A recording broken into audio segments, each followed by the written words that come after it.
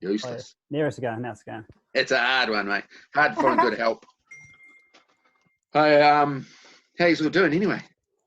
Yeah, pretty good. Good evening. What are you drinking? Drinking a hazy pale ale. Nice. Wow. From Garage Project, which is a brewery in Wellington. Has you got a Nice. local? Tiger. I'm sure do. You haven't been getting the message. Support the local We're brand. just going to bring you a bit closer. Bring it a bit closer. Yeah, I don't think you can hear it. Okay, before we crack into it, I need to do this normal thing we do in front of all these podcasts is support local people. So tonight is the Station. It's a Korean restaurant in Papanui, 1 Restell Street in Papanui, I think it is, Restell. Make sure if you're in Christchurch, make sure you get down. It's the best Korean I've had in Christchurch. By the way, it's the only Korean I've had in Christchurch. So it is the best to me. But also they have a thing called OG roll. Now, I'm not sure if you've ever had it, but it's the ice cream where they put it on the cold plate and it's mint. So James runs that side of things. So look, if you're in Christchurch, want to go out, want to support your local restaurants and all that kind of stuff, make sure you hit up that. Okay, so tonight we have Patrick and Amy. Correct. How you doing? Pretty great. Yeah. Pretty great. Got yourselves all nice and comfy? Yeah, we had some training today. Yes. GSW, where we train, has kind of opened back up for 10-person training. If you book it online, and there's strict cleaning protocols and things, and it's fantastic. It's fantastic. It's so good to be back at training. Have you ever met Bryan at Art Access? Is that where you met? Have you met Bryan before? I think I must have just met him in Wellington somewhere. Yeah. He seems familiar. Yeah, I'm pretty forgetful. He's not that good looking, but that's all right. I've met you at the Pampax. I remember you were a purple belt because you fought Cam Steer. This is way back. Yeah. Yeah. Oh, wow. They used to have some epic battles, Pat. Yeah. Yeah. Oh, nice. Well, that's all. So everyone's introduced everyone now. Look, so this thing is we're trying to get around local jiu-jitsu within New Zealand. Just want to have a chat for an hour or so just about yourselves, about the jiu-jitsu scene in Wellington and New Zealand, your travels, and all that kind of stuff. So, look, it's easier. What we'll do is we'll just, you can both chime in and talk together or individually. But, yeah, look, just tell us a bit about your journey and where you started from. Yeah, go, Pat. Okay. Okay. So I started training in 2007, and I was actually trying to find a kung fu school because I had done some childhood karate. Oh no! Another one. I thought it was really good, all right. Yeah, I got medals for doing kata really well, and yeah, so I thought I was starting work, doing IT stuff. I'm a programmer, and so I was like, I need to find something to do. So I was looking for kung fu, but martial arts pretty much everywhere are like, especially smaller ones are always trying to struggle to find a location. And so this kung fu place that I was trying to go to was like never at the locations. Like I would find a flyer and then I'd go there at the day and no one would be there. So me and another friend kept on going to these different little church halls and stuff, and nothing was there. Secret ninja schools. What's that? Secret ninja schools that you can't even find. Yeah, that's right. And then every time I typed in martial arts, GSW was pretty much dominating all the search results. There's always like Brazilian Jiu-Jitsu, self-defense martial art. And there are about, I think Jeff had maybe like 2 or 3 websites which kind of all funneled you into like GSW martial arts. Oh, good marketing. Yeah. Yeah. Like at the time, it was like dominating the SEO. And so I went along, and then right away it was just different. And I was like, I have to give that a try. And I did the first few classes. A lot of people had like shaved heads and stubble, I was like, oh, what is this? What is this going to be like? I'm not sure if this is my scene. And then I rolled maybe on my second or third class or something. I managed to have a roll with someone who was training for an MMA fight, which is mischaracterizing the school because the school is not an MMA school at all. And he just darsed me. I think he did darces and anacondas, and I was just like, wow, that's pretty amazing. And then I just stayed. I think it took me a month before I realized there was going to be no striking. I was like, is this going to be the striking class? Are we going to kick? I'm waiting to hit somebody. Yeah. And they had we shared the location with like 3 different martial arts schools. I think it was like a judo club that went there, a karate club that had a judo club that had the mats, a karate club that kind of organized the whole thing, I think. And then there was us. So I remember just sitting there like kicking and punching, using my 11-year-old karate, warming up before class, just trying to show them that I knew some stuff. Eyeballing. Yeah. And so then I just I stuck with it since then. Yeah. Oh, nice. And Amy? I started, I think, in 2010. I think I'm 10 years this year. And I was teaching yoga in a little gym in Lyle Bay. And my big kids, so I've got kids in their 20s as well as our little 2 that we have together, we're interested in doing something. And at that club at that time, there was a little jiu-jitsu sort of pop-up that taught in the aerobics room.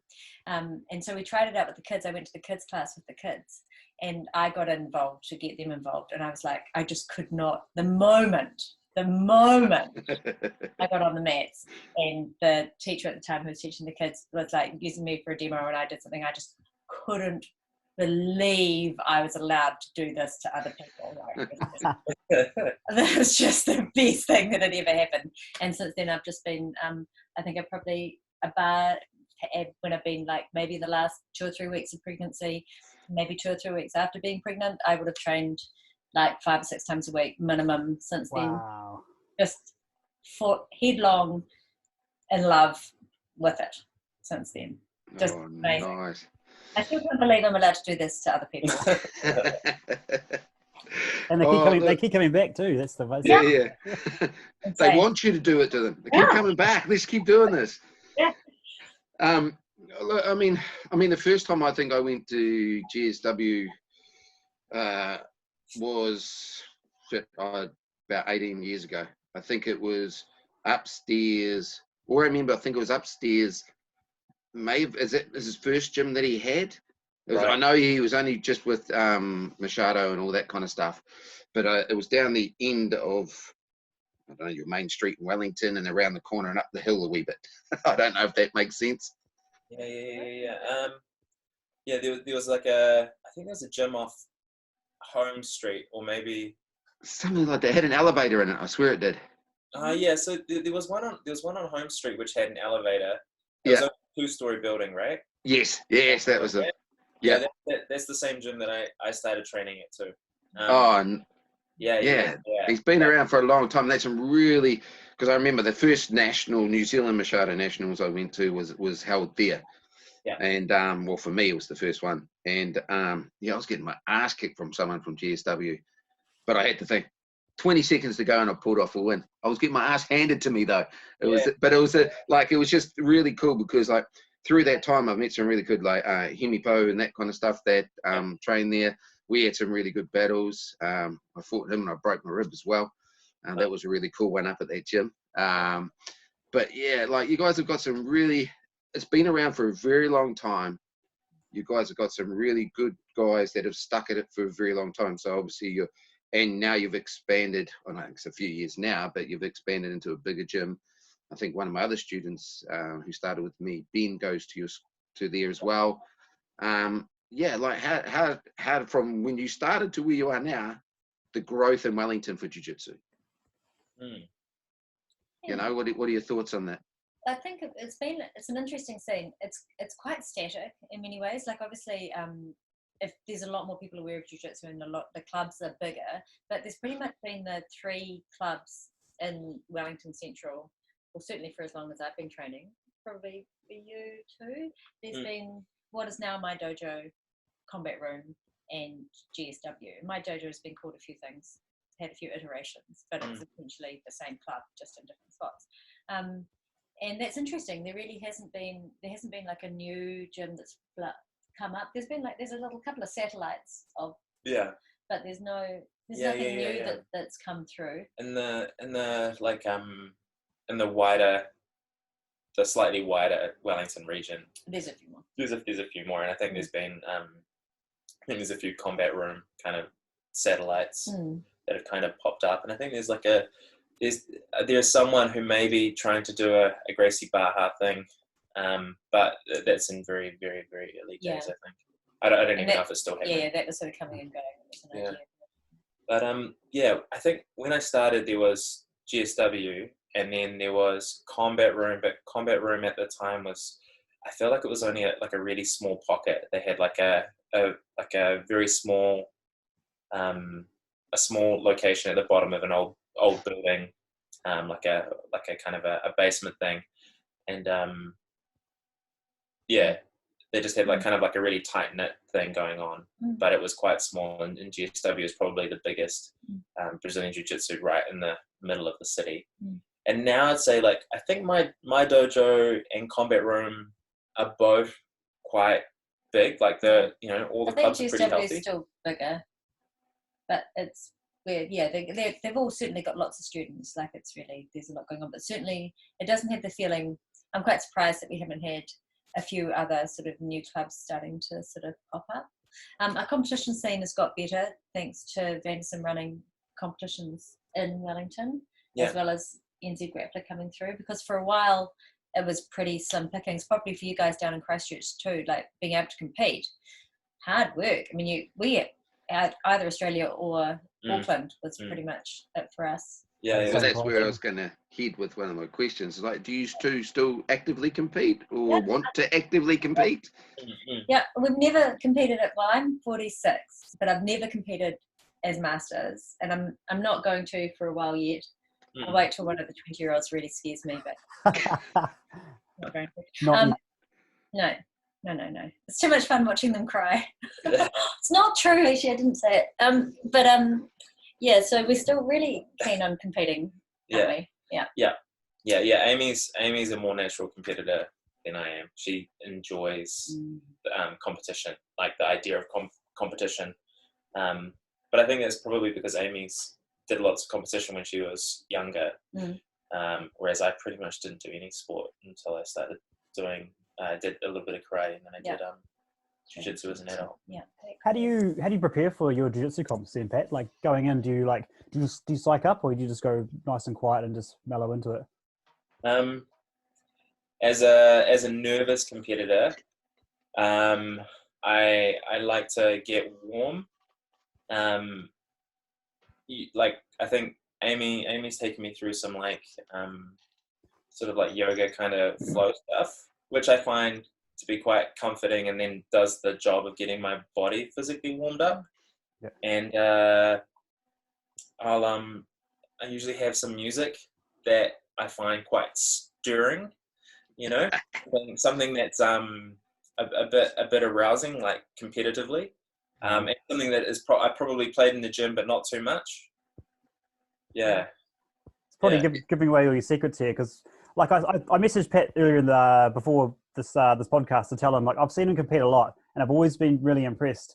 And I always thought, because you're really quiet and you're quite focused before you compete, I always thought you were just waiting to smash everybody. You knew you were going to win. But now you told me you're really nervous. I was so you're just like us. So I was I always thought you were stoic and you're waiting to. Yeah. I'm completely nervous. I think if I in the past, there have been when Amy and I were competing a lot in Australia and around New Zealand, because we probably we still compete, but nowhere near as much as what we did when we were competing regularly. The nerves became a lot more manageable. Before we did this, I put out on Instagram, I said, has anyone got any questions or anything they want to share?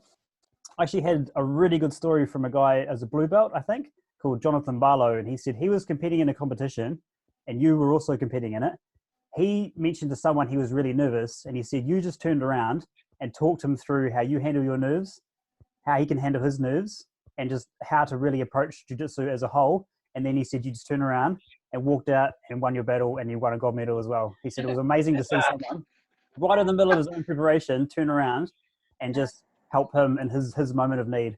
And it actually ties, I think, right back to the last podcast we did with Phil Corey, whereas we're saying how the new generation, it's not easier, but we've made all the mistakes. And so now we can say, hey, look, I did this when I was coming up, but you don't need to do this. And this is what caused the nerves. So if you don't do this, you can skip 6 months of nerves doing this way. So it's just helping people fast track to get to where we got a little bit slower. Yeah.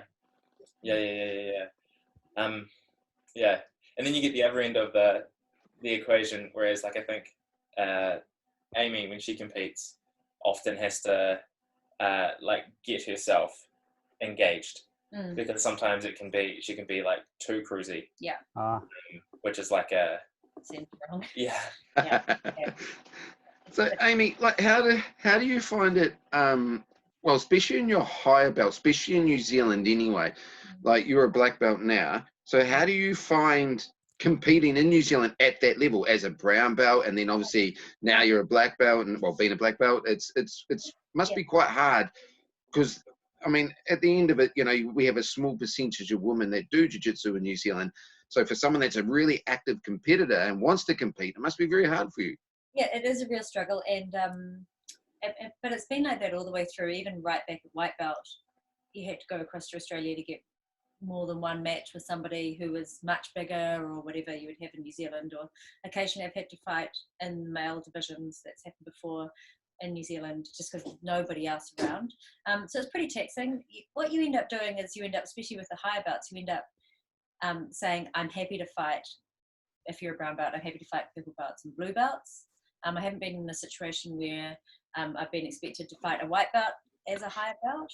And it's actually, that makes me more nervous than fighting someone at my belt level, because normally I'll be giving away maybe 25 kgs, 20 kgs to some of these battles. And even though they're less experienced than I am, I feel like I've got a lot more to lose in that kind of situation. Everything to gain is there. Yeah, but you have to do it, because otherwise nobody gets to see experienced higher level women competing. So, you know, you have to kind of take that punt. But it's certainly not as enjoyable as the times when you get, like, I really appreciate, it was a brown belt last year, travelled down to compete against me in Wellington, and I appreciated it so much. Like, I hadn't had someone in my weight division at my belt level to compete against in Wellington for so long. It was like that was brilliant. Yeah. Because at your level, how many, I mean, I know of, there's a couple of black belt women in New Zealand, but how many do you know how many black belt women there are? We're up to 9 now. 9, wow. I think I was 7. And then we've got Ellie Moss, who got hers just after me. Fantastic. And I think there might be somebody else as well. I think we're 8 or 9 now. Oh, wow, that's awesome. That's awesome. Yeah. Thanks. Slowly getting there, but we're getting there. Yeah. The more the merrier. There's more, I mean, that is a huge part of jiu-jitsu, I find, within New Zealand too, and around the world, that more and more women are getting involved. Yes. And I think I think it's really awesome. Like, I've had phone calls over this break of women wanting to start up, you know, and I have about 4 or 5 regular women that train with us. And I think it's awesome. Like, I really do. And like, as they get better and more confident and that kind of stuff, it's just going to keep growing. And, you know, there's a lot of schools in Christchurch that have all women's classes, like at Axis, they have a lot of women that train. You know, and at Roll One, No Gi School, they have lots of women as well that train, which I think is amazing. Yeah, it's really cool. Like, as soon as you have a few women that are there at all the classes, it does just tend to grow and grow and grow, which is brilliant. It's still critical mass. There's a really long way to go, though. I mean, we're still a tiny minority. So, I mean, for the 2 years, and you've been doing it for so long now, you're travel-wise. Before you had the young kids, did you get to travel a wee bit, and that kind of stuff? What's some stories on that one there? Yeah. Well, probably the biggest trip we had. We took like 6 weeks to go to the States, specifically to train at sort of favourite schools that we'd seen from far away. We thought we'd go and set up camp in New York. It was brilliant. We planned it for ages and bought the tickets, and then I found out that I was pregnant just after we'd paid for all the tickets. I was rolling like 5 months pregnant, and some teachers were great with that and others were a little bit alarmed. But Patty had a whale of time training. Yeah.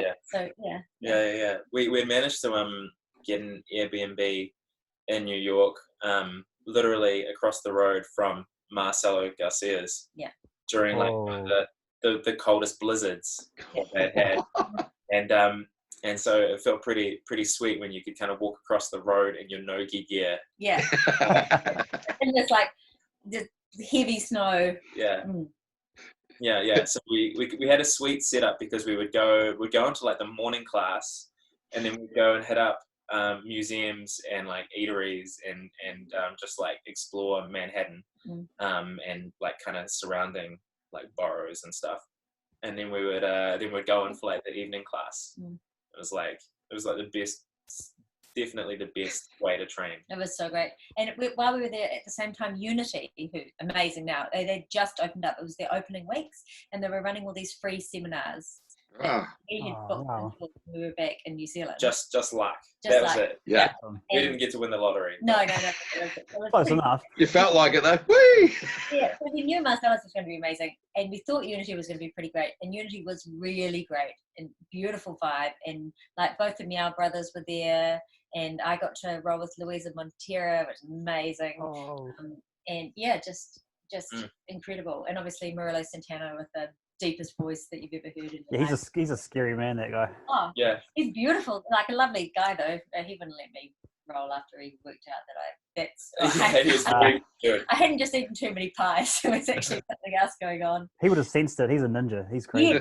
Yeah. When he talks, the floor floor plate wobbles. Yeah, I couldn't talk him out of it. It's like, okay. Yeah. So training with Marcello and that, what was that like? Like, did he teach with most of the classes, or did you go to most of those ones? How was that? So in the morning classes, it was taught by Joel. Now, what's Joel's last name? It will come to us. Joel, and then it would also be taught by Paul Schreiner, or and sometimes Manshir Kira. Oh wow. Marcello's then. Yeah. So they're all exceptionally skilled. And Paul's like a renowned kind of jiu-jitsu guru teacher. Oh, he's amazing. And he lived in New Zealand for a bit too. Yes. Did he live? He comes he played rugby. He played rugby here, didn't he? Yeah. I think we had that conversation. And and he says he regularly comes and does fly fishing. And we keep trying to think we should try and, anyway, we haven't worked it out, but we'd like to get him to come and teach when he comes over to do some fishing. Oh, that'd be awesome. I love his teaching. No, might be another 3 or 4 years away now, but never mind. Pipe dream. So we trained with them, and that was a small session in the morning. And then the evening sessions, Marcello teaches. He was teaching most of the sessions, and those classes were nuts. They were like so full. I'd say the mat space was at least 200 square meters. Whoa. And would have had over 70 people. So full. And so you'd have like 70 people like rolling, and it would it got thick. Like you ended up getting like mist. Yeah. Because they'd open up a window and the cold air would come and it would cause all the condensation. And it was super cold air because it was like New York in the winter. And so you would get this, they opened it and the freezing air would come in, and it would grey out with this mist that would roll in, and while people were Oh, eerie. Awesome. It's just that movie effect, rolls through the mist. Yeah. And there were stone cold absolute killers in that gym. Like they were at the time, but a lot of them were still brown belts, weren't they? But they were the best brown belts in the world. Like there was Gianni Grippo and Jonathan Satava and Moshe and and Dylan Dennis Mateus Dinez. Yeah, Tanoko. Yeah, like some of these people were black belts. Yeah. But yeah, and the mat had this. It organizes itself. Like you got like small fish down one end next to like the changing room, and then it comes over to like the main teaching area, and that's where all the elite kind of black belts are. So that's where you were, eh? That's where you used to, was sitting right up there, eh? Yeah.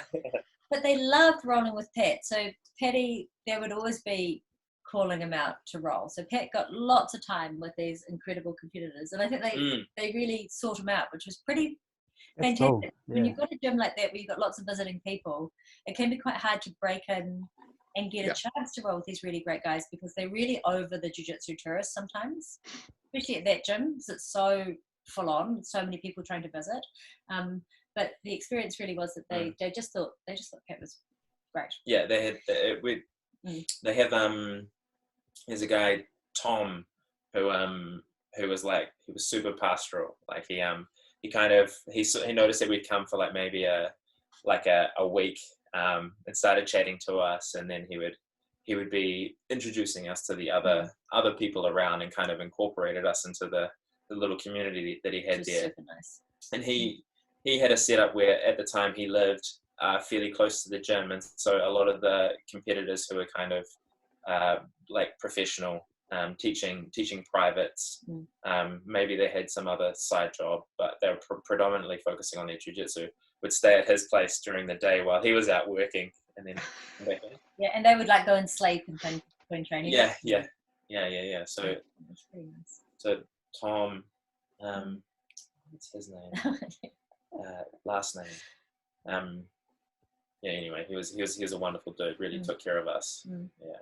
Did you ever get a chance to roll with Marcello? Yeah. So Marcello had a bad knee injury, because I think he's been like rather robust throughout his jiu-jitsu career, but something happened to his knee. I can't remember the story. I did know it. Something happened to his knee, and he was in the process of recovering from surgery, maybe. Yeah. And he was rolling again, but he's being very picky who. Yeah, because he was generally rolling with much smaller people that he could trust. Yeah. But he did roll with me on like the last day. Second to last, like one of the last sessions. It was the face, bro. You could trust the face. Yeah. So it was like a symbolic role, you know, like he was he was looking after his knee and beating me at the same time. But it was like the dream would have been him being in perfect fighting form, and that I had a month of like pairing up with like Marcello every other time, and we were just trying to smash each other. Yeah. But that was the dream. But what is it? Instead, I got to have that with his other students, which was pretty magnificent. And I got that role with him at the end.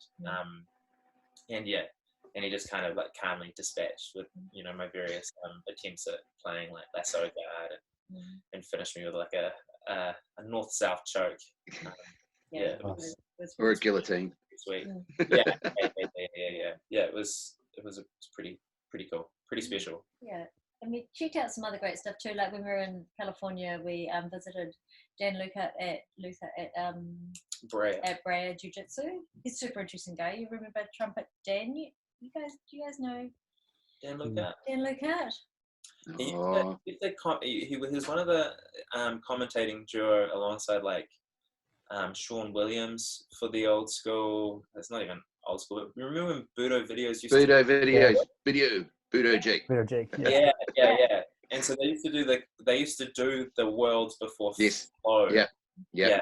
And it was great. They actually put on a much better product than Flow. It was all like high definition cameras. And they had a guy. And it was free. What's that? Yeah. It was free as well. Mate, you blink one day and Budo was gone. It's like Flow just come in and bought them probably. Yeah. I think they totally they bought contracts for like shooting all the film. So I think that was quite controversial. But Dan Luca was one of the commentators there. I think I do know who you're talking about now. Yep. He's really funky too. Like he has really great and really good open door policy in his gym, and That was really good. Yeah, he's one of those kind of stand-up people, a bit like John Will, who are kind of always thinking about how to do things better. And Dan's got a superbly kind of strategic mind for jiu-jitsu. So he's actually coached like Keenan Cornelius and like a bunch of other high-level black belts who don't have coaches because maybe their team situation is such that they don't, or and he's kind of like their ring-in coach, and he's like coached people to beating like Jean-G Ribeiro and stuff like this. He's pretty remarkable. Yeah, Big resume. Yeah. That's awesome. Yeah. Did you just get to go to San Diego when you said you went to California to just get down that way? No, we didn't really have enough time, and also I was doing the driving because Patty doesn't drive yet. Yeah. It's all right. Because we were like, didn't want to like spend all the money. We'd hired a really little car, like big mistake. Because when you go and you're driving in California, you've got to have a big car because everybody else has a big car. So if you've got a little car and you're trying to negotiate those 6-lane highways. So the first time we went out was like the day after we were there. I was like 5 months pregnant, so a little bit emotional already. And then we chosen to use the carpool lane.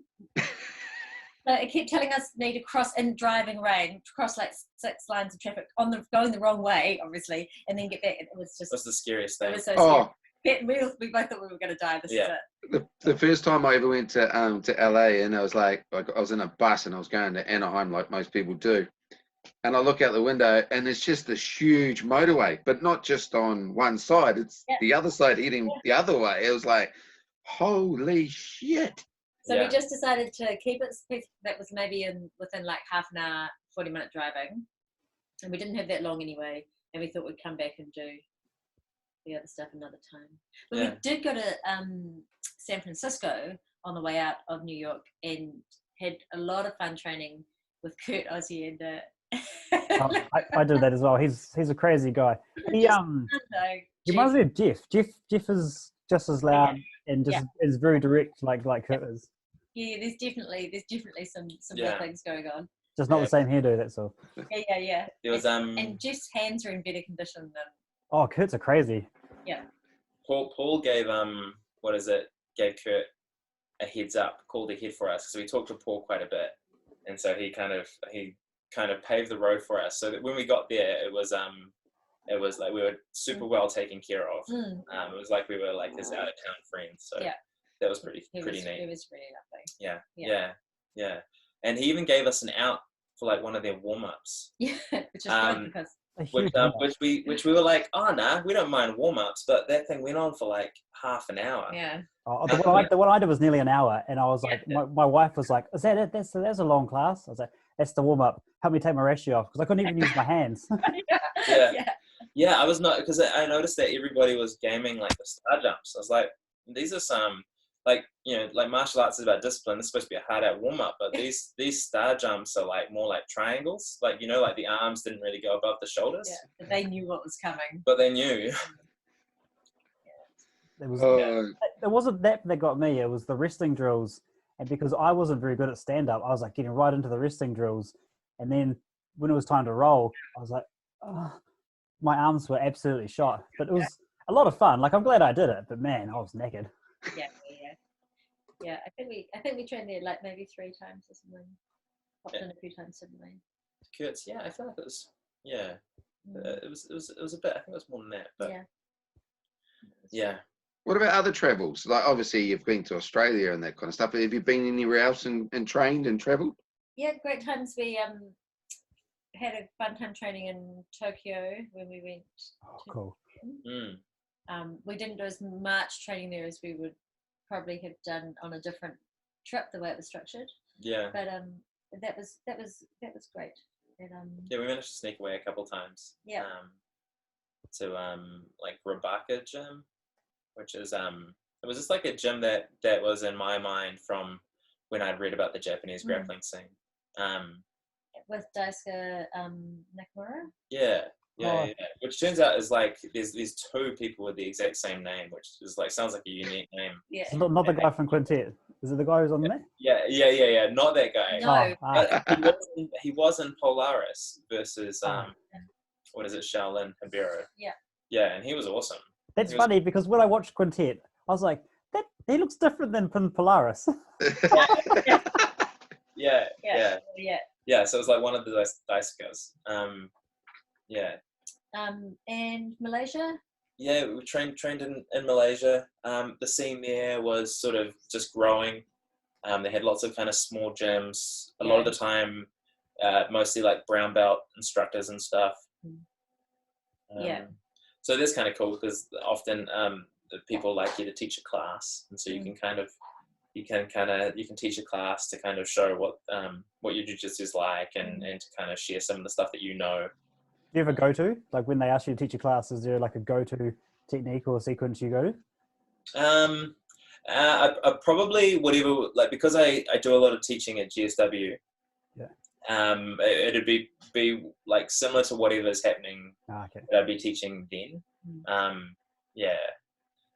mean, I have some favorite techniques. You know, like I would I happily teach like a folding pass into like an arm bar or something. You know, that would be I'd be into that. But yeah, probably whatever I've kind of taught recently, I've probably thought about how to teach that, and then I'd be able to replicate that.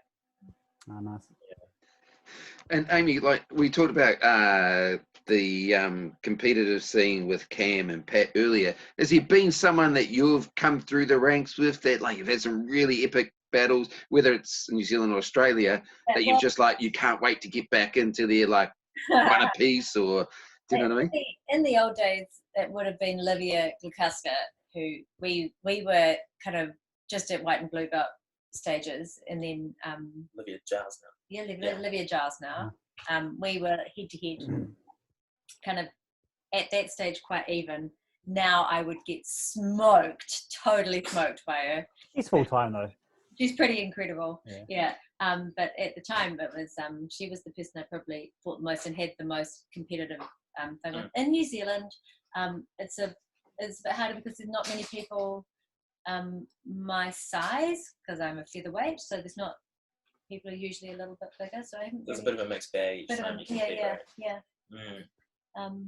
yeah, so she was definitely the one that I would have in my sights back then. Yeah, for sure. Yeah. Nice. The rivalries.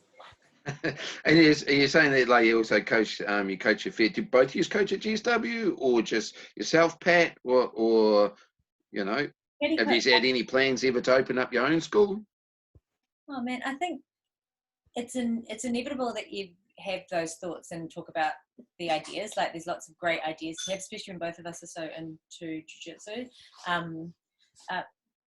GSW is just such a fantastic gym that the idea of not being there is super, super hard. Yeah. But we both really enjoy teaching as well, don't we? And Patty does a lot more than I do. I just tend to teach the women's class that's been on Thursday nights. We're in hiatus at the moment, obviously, with everything that's going on. But that's been a real joy to have and teach. But Patty teaches maybe six times a week. Yeah, so I teach one of the evening classes, like a no-gi class on Tuesday nights, and then I teach a lunchtime class, which is sort of two structured classes of jiu-jitsu and the gi, like a semi-structured no-gi class on Tuesday lunchtime, and which is an absolute spew fest. It's hard. And then like a structured takedowns for jiu-jitsu and no-gi on Thursday, and then on Friday we just do open mat.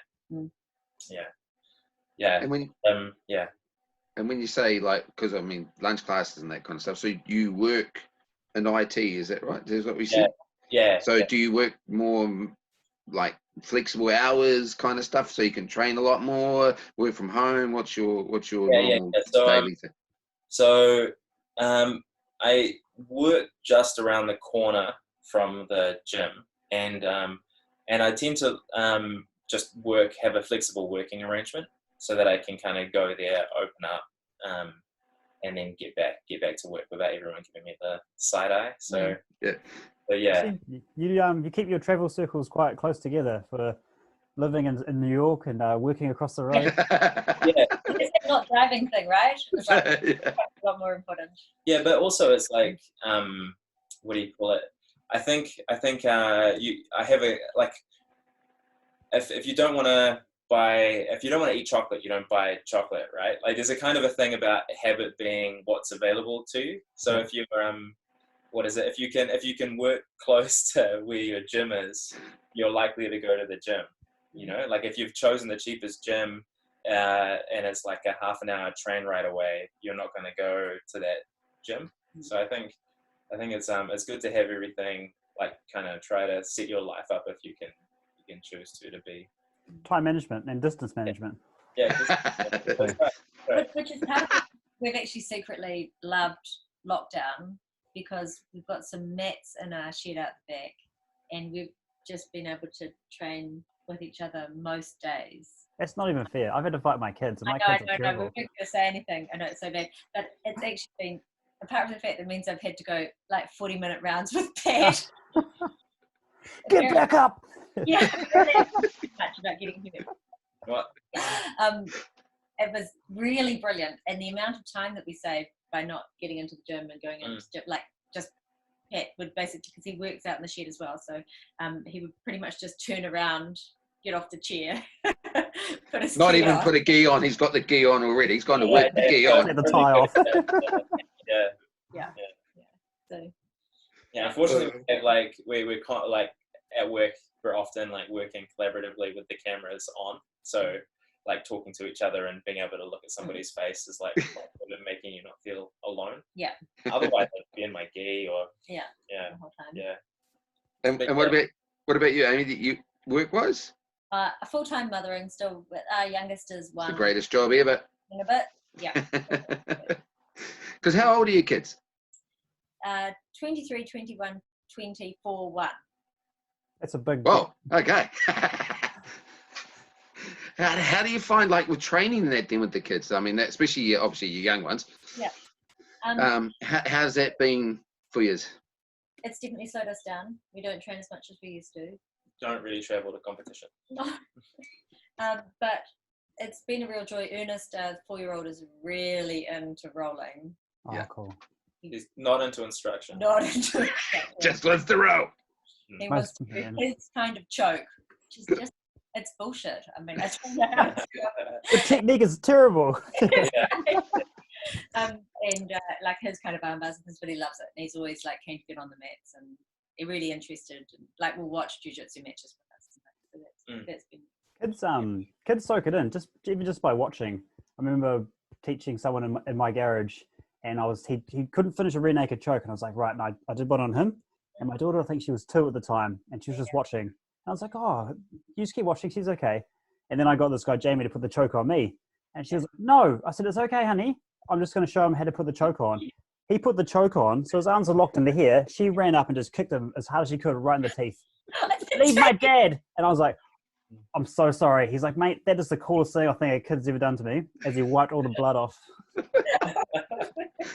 Mate, I was just about to say, I remember my son nearly put me to sleep. We were out. He did a front choke on me, almost like a Giggles choke. He was probably 5 at the time. Oh, wow. Little arms, got straight underneath my neck. Yeah. And we just used to muck around. And then all of a sudden I started seeing stars, and I had to actually push him off the fence. Yeah. Because he was standing on a fence. I was like, whoa, oh, shit. What, the dribble away?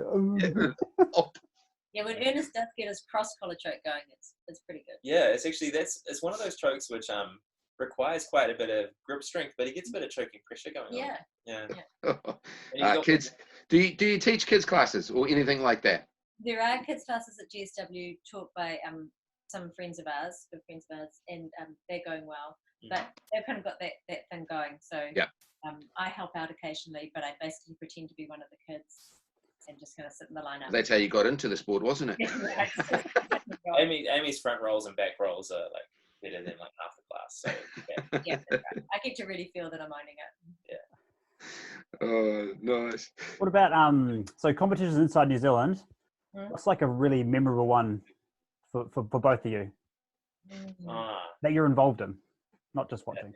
Yeah. I got a couple of reasons. The one was I won't say who, but I was fighting someone. It was at Purple Belt, and I wrist locked her. It was great. Like I've never wrist locked anyone's competition. It was fantastic. Dirty's the arts. And I tapped to the wrist lock, and she did, 'cause she's sensible. And then I got out and I felt this buzzing in my gi, and I had my phone tucked in my gi.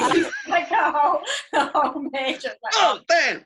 Imagine the insult. That would have been like tap to a wrist lock, and then the phone falls on you out of Hello? Yeah. The ultimate. So, Yeah. That was good. Sticks out. I think for me, I think my competition is kind of peaked at Blue Belt. I think one of my last competitions at Blue Belt, we had a fundraising rolling event for Christchurch. This is when I met Ted at this point. Are you going to Yes, say yeah. That's why it's so I was memorable. going to say, jiu-jitsu's brought you a lot, Pat. I met Amy, and I thought she was crazy. Lovely, but I was just like, I was trying to focus on the competition, and I entered into like 2 gi, 2 no gi divisions, and I managed to get a submission in every single match across those divisions, which was, I think, because of the divisions aren't too big, it was like maybe nine submissions, and I didn't submit one person who was one of my training partners, Ollie, who's an amazing brown belt. But at the time he was a blue belt as well. So that was pretty awesome. I just felt like at that point I was just when people were like looking around for matches, I was like, I'll do it. Yeah. If they haven't got anybody, I'll roll with it. I'm in.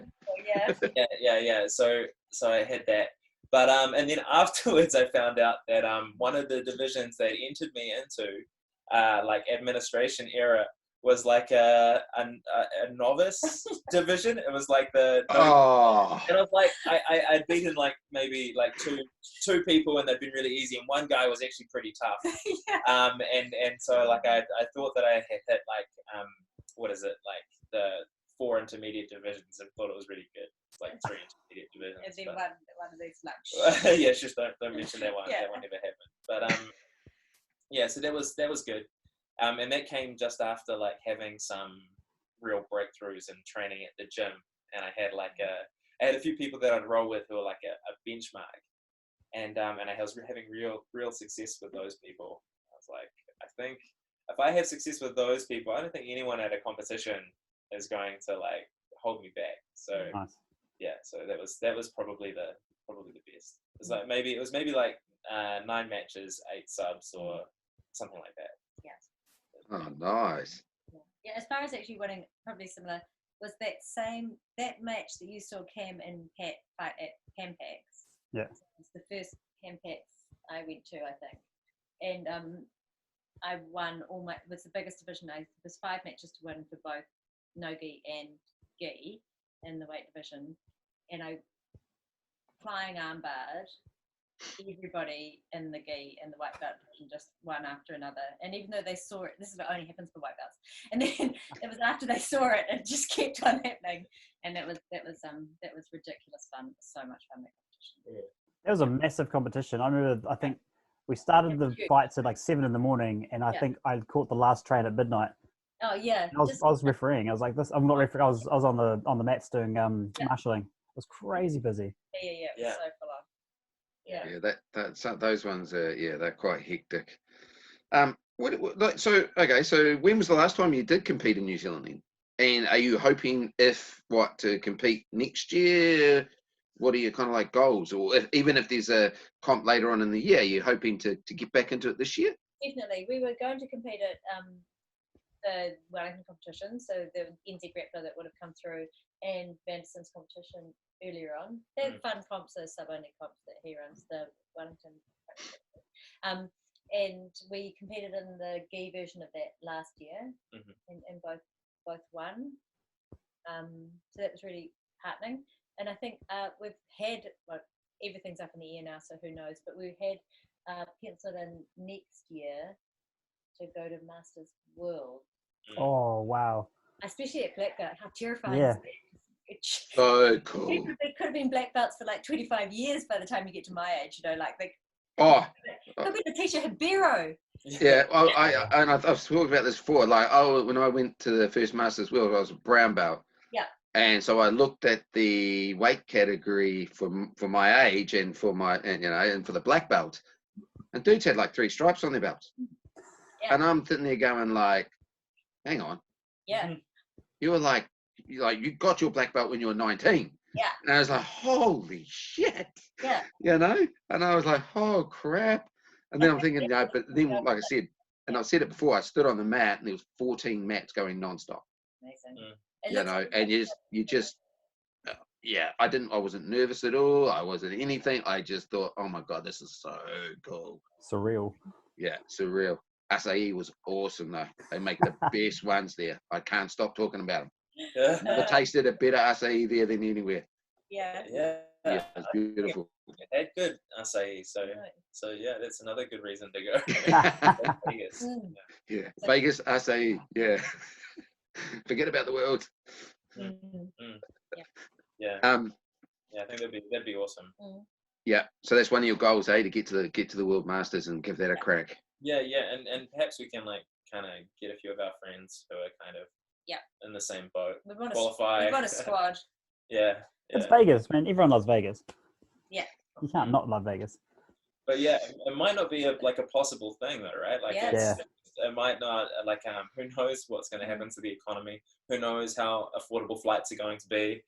If that's the case, we'll be just trying to compete nationally. And maybe Australia if we get our Trans-Tasman bubble going. Yeah.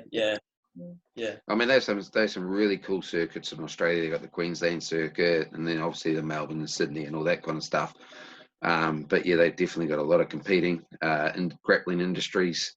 I see more and more people entering the grappling industries. Yeah, it sort of took a bit of a dive in popularity, didn't it? Sorry?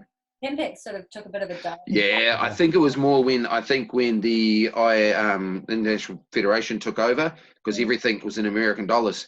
Yeah. So to enter it, you had to be in American dollars, not Australian dollars, you know. And then all of a sudden, the prices started going through the roof, and then grappling industries come along, and they were just like, this is what it's going to cost you. Don't have to sign up, just get smooth comp, all that kind of stuff. You don't have to pay a registration fee, and you just get in there and have fun and have lots of fights. Smooth comp's been a bit of a revelation for different organizations running comps, right?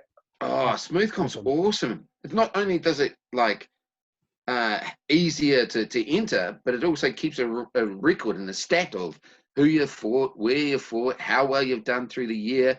So it gives those people that are real competitive that, how many fights have I had this year? Oh, how many did I win, lose, points, It was even when I was in Dublin, I refereed for grappling industries. I got hold of Ben Hodgkinson and he helped me referee.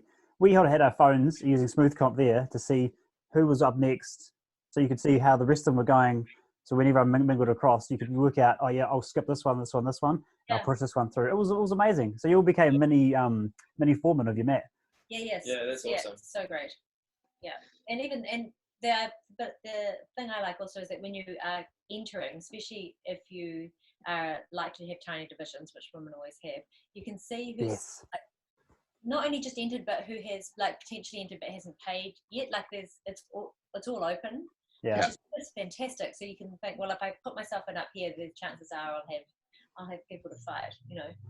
Because that is the biggest one too. Because you can enter a competition like yourself as being a black belt, and you've gone to places and you pay the money, and then all of a sudden no one shows up, and you're like, you don't get a refund. Sorry, you get, you get put in, and at least some ways you can stall your payment. You register, wait till the last minute, and then okay, there's 3 people that entered. Yeah, I'm in. Yeah. And then like you say, then that way you're going to fight someone. What do you do outside of jiu-jitsu to relax yourselves? We're pretty hectic, actually, just with the jiu-jitsu and the family and the work. But we both run because we need more exercise. It makes you do better jiu-jitsu too when you're fit. Yeah. You can work You can have a higher tempo. You can do more jiu-jitsu. Yeah. So it's a pro tip, I reckon. Yeah. Having good cardio. Yeah. And we love really good food. Wellington's got a fantastic beer scene. We're kind of into awesome. Nice tasting things in our mouths. Very important. We play a little bit of Dungeons and Dragons. It's pretty new. Yeah, that's pretty new. But it's good fun. Pat plays a bit of Magic the Gathering. Yeah. I remember watching Dungeons and Dragons as a cartoon as a kid. Oh man, that's if you can remember that, then you can see how old we are. It's cool. And we play that with other jiu-jitsu people. Yeah, like 3 of the 5 people that we play with, I think, are other jiu-jitsu people. It's just quite strategic as well. It's one of those games. It's like jiu-jitsu. You have to very strategic. You've got all these moves here, and you're like, if I play that one, I could lead into this one. But I'd rather I'm going to win now. Yeah. It's creative. Yeah. Nah, video games to me is shit, so I don't do them. Yeah. I get a strange anxiety playing video games. Yeah. Like I'll be playing it, and then I'll just have I'll be going, I should be doing some programming, or I should be reading a book, or I should be I get all these should be's coming up. And it's actually not in his mind. As you're still playing. I should be maybe doing the washing. No, I'm still going to play.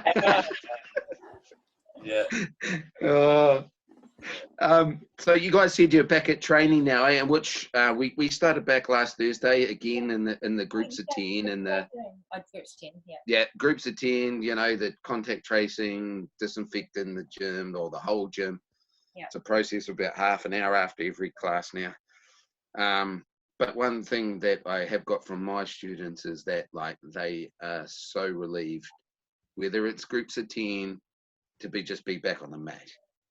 Yeah. And it's amazing. I'm sure you guys get the same thing from your students, and and even for myself. I was quite lucky. My partner's boy does jiu-jitsu as well, so I could do it at home, but it's still not the same feeling as going to the gym. How's everyone's day? How you doing? Yeah. You guys all right? So that's awesome that you guys are back into it. And hopefully on Monday, the new requirement around numbers we can have for training. Yeah, that'd be great. Yeah, because you're very close with your training partners at the gym. You know, like literally. And they see you at your absolute worst. Like, there's no pretending, is there? No. Nah. And like you say, it's like, for yourselves, it's 10 and 13 odd years you've been training. It's a long time to be, they are your extended family at the end of the day. Yep, you've seen a lot of people come and go, but at the end of the day, there's still a group of people that are still there after that time, and they're not just, the average Joe person you see. They're our extended family. Look, it's been awesome. Unless you got anything else, Bryan, I'm going to hit my questions, mate. I'm looking forward to these questions. So we have 5 questions. I'm not sure if you've ever watched through our whole podcast, but we have 5 questions. So because now there's 2 years, we did it last week. Okay. You both get to have a shot each. Okay. So we'll hit Amy first and then Pat. Jeez. So look, they're simple as all. I'd say they're quick fire, but half the time people go into little segments and keep on going. But okay, so open guard or closed guard? Which one you like playing? Oh, open guard. Open guard the whole way. So, no, yeah. Also, I like to keep some distance because everybody's big and squashy. So you will be. And I love lapel guard. Let me hold your gi. See what happens, Pat? I see just quick fire answers, and it just went on. Hey, I'm listening. I'm listening. Thank you. Open guards. Open guards. Yeah. Open guards. Okay. Protein or not protein? Not protein. You don't get enough stuff. We don't even really eat meat. We're pretty much plant-based. So much protein. Come on. Yeah, carbs. Yeah. Okay. Did you ever play games as a young fella? Street Fighter? This is Bryan's favorite thing. Oh, yeah. Your favorite character on Street Fighter? Oh, no. Now, you may not know Amy. I played probably far more Tekken. Why is everyone Tekken? Yeah, well, hang on, this might have to do with an age thing. I'd go Tekken. Yeah. Street Fighter though. I think I quite liked E Honda, the sumo. Pretty neat. And there was the voodoo guy who had the stretchy legs. That was him. Yeah. Favorite submission. Oh, yeah. What was it? Sorry. Favorite submission.